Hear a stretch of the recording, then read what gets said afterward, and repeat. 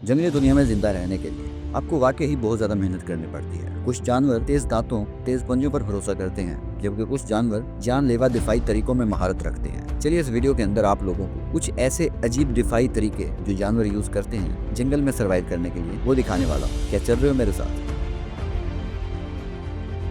सुर्ख जंगली चींटी। सुर्ख जंगली चींटी के पेट में एक जहरीला ग्लैंड होता है जो एसिड खारिज करता है, जिसे फार्मिक एसिड कहा जाता है। ये सल्फ्यूरिक एसिड तो नहीं होता, लेकिन फिर भी एक जबरदस्त हथियार साबित हो सकता है। सुर्ख जंगली चींटियां ये एसिड एक नाली के जरिए अपने अंदर जखीरा करती रहती हैं, और ये एसिड उस वक्त तक महफूज रहता है जब तक इसे जरूरत ना पड़े। जैसे ही कोई मुमकिन खतरा, जैसे कोई शिकारी या कोई साइंसदान कोई भी इनके बिल के नजदीक आए, तो ये उस वक्त तेजाब के छिड़काव की बुछार शुरू कर देती है। ये मखलूक दिखने में तो बहुत छोटी लगती है, ऐसे लगता है कि इससे किसी को कोई खतरा नहीं है, लेकिन हकीकत में इसके नजदीक जाना काफी खतरनाक होता है। चींटियां एक वाहिद ऑर्गेनिज्म की तरह काम करती है जो किसी भी शिकारी के हमले का मुकाबला कर सकती है, यहाँ तक कि एक रीछ का भी। हॉर्न्ड लिजर्ड, ये नन्हे मगर जबरदस्त जानवर इतने सारे दिफाई हरबे रखते हैं कि इनका शिकार होना तकरीबन नामुमकिन है। इनके पास नुकीले कांटे, माहौल से मुशाबह रंगत और तेज जिगजैग भागने की महारत होती है जो शिकारी को उलझा देती है। कभी कभार ये चिपकियां खुद को फुला लेती हैं ताकि बहुत बड़ी और खौफनाक नजर आए, लेकिन सबसे हैरानकुन बात, ये अपनी आंखों से खून के फव्वारे छोड़ सकती हैं। शौक लगा ना आपको? जी हाँ, ये छिपकलियां सच में ऐसा कर सकती हैं, और बिल्कुल ये घिनौना भी है और हैरानकुन भी। अगर ये छिपकली किसी इंतहाई मुश्किल सूरत हाल में फंस जाए तो अपनी आंखों के कोनों से 5 मीटर तक खून फेंक सकती है। ये अमल उस वक्त होता है जब ये खून के बहाव को सर से बाहर जाने से रोक देती है। इससे खून का दबाव बढ़ता है, इतना ज्यादा बढ़ जाता है कि खून की नालियां फट जाती हैं और इनकी आंखों के जरिए वो खून निकल जाता है। हाँ, हॉर्न्ड लिजर्ड्स को भी इससे काफी नुकसान होता है। छिपकली के खून का जायका आमतौर पर नागवार होता है, बल्कि बाज़-औक़ात जहरीला भी हो सकता है। ये खून शिकारी परिंदों पर कोई असर नहीं करता, इसलिए हॉर्न्ड लिजर्ड अक्सर परिंदों का शिकार बन जाती है। इलेक्ट्रिक एल्स, ये दुनिया की सबसे खौफनाक मछलियों में से एक है। ध्यान से सुनिए, ये मछली शिकार को 600 वोल्ट के झटके में महफूज कर देती है। ये खास किस्म के आज़ा रखती है जो बेशुमार बरकी प्लेट्स पर मुश्तमिल होते हैं। ये प्लेट्स दरअसल इसके तब्दील शुदा पट्टों के खुलियात होते हैं, जिनके दरमियान पोटेंशियल डिफरेंस पैदा होता है। दिलचस्प बात यह है कि इस मछली के जिस्म का 2/3 हिस्सा इन बरकी आज़ा पर मुश्तमिल होता है। और हाँ, इलेक्ट्रिक एल्स आम एल से कोई ताल्लुक नहीं रखती। ये हकीकत में एक बहुत ज्यादा इलेक्ट्रीफाइड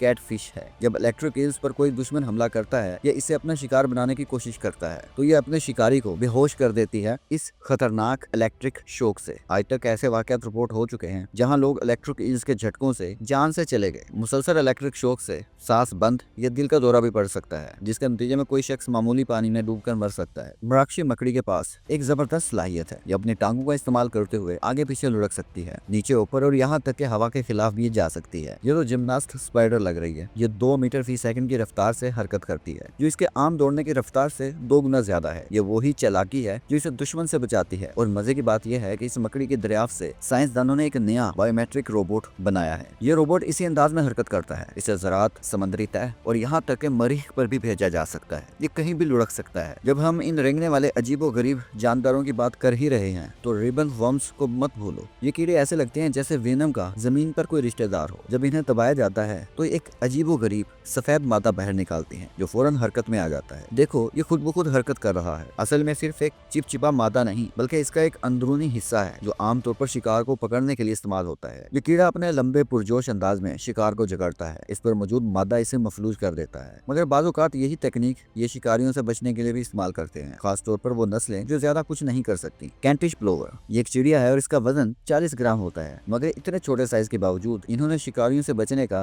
एक अजीब तरीका सीख लिया है। कैंटिश प्लोवर न तो दुश्मन पर हमला करती है, न ही खुद को छुपाने की कोशिश करती है, बल्कि ये अपने बच्चों को बचाने के लिए खुद को खतरे में डाल देती है। अगर कोई शिकारी घोंसले के करीब आ जाए तो ये परिंदा अपने पर को जख्मी जाहिर करता है। ऐसे जाहिर करता है कि ये बहुत ज्यादा जख्मी है और घोंसले से दूर हटने लगता है ताकि खतरा घोंसले से हट जाए। और ये अदाकारी करता है जैसे इसका पर बिल्कुल जख्मी हो चुका है, ये उड़ नहीं सकता। और शिकारी को ये लगता है ये तो बिल्कुल आसान शिकार है। शिकारी का पूरा फोकस इस परिंदे पर आ जाता है, उसके बच्चों से उसका ध्यान हटता है। जैसे ही दुश्मन कैंटिश प्लोवर के करीब पहुंचता है तो ये रफू चक्कर हो जाते हैं।